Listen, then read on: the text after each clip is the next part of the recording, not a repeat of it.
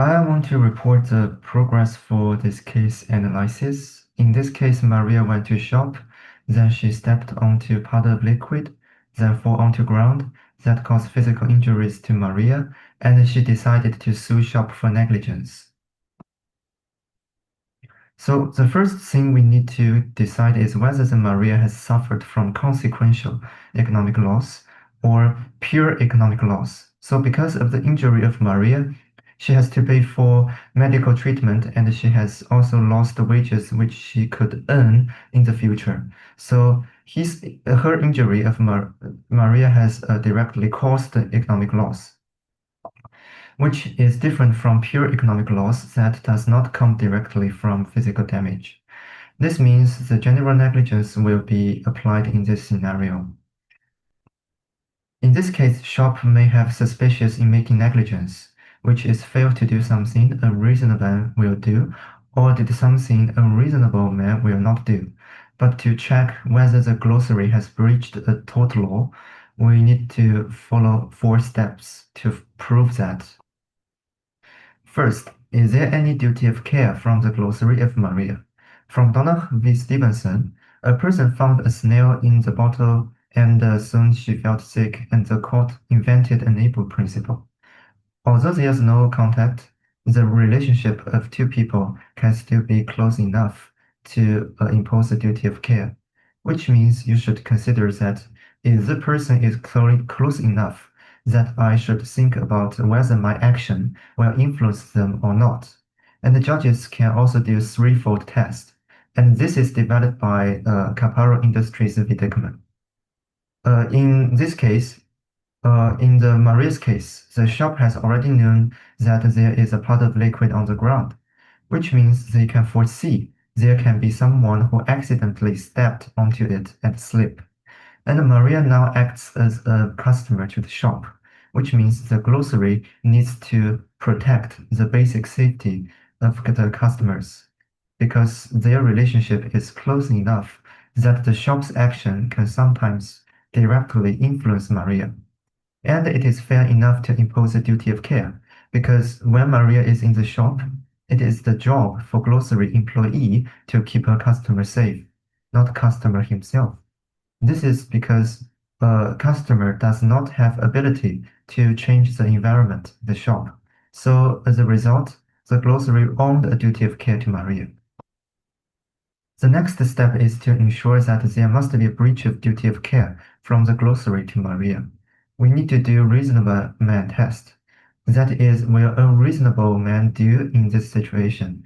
But we should also test in objective way. The court cannot just rely on the personality or the statement of Maria because it will become too subjective. And the glossary has the knowledge about the wet floor, which means they already knew that there is a risk to step onto it. So if they are reasonable, they will clean it up or provide a sign to make customers aware of the danger. But in this case, none of the employees have done any actions to prevent it from happening.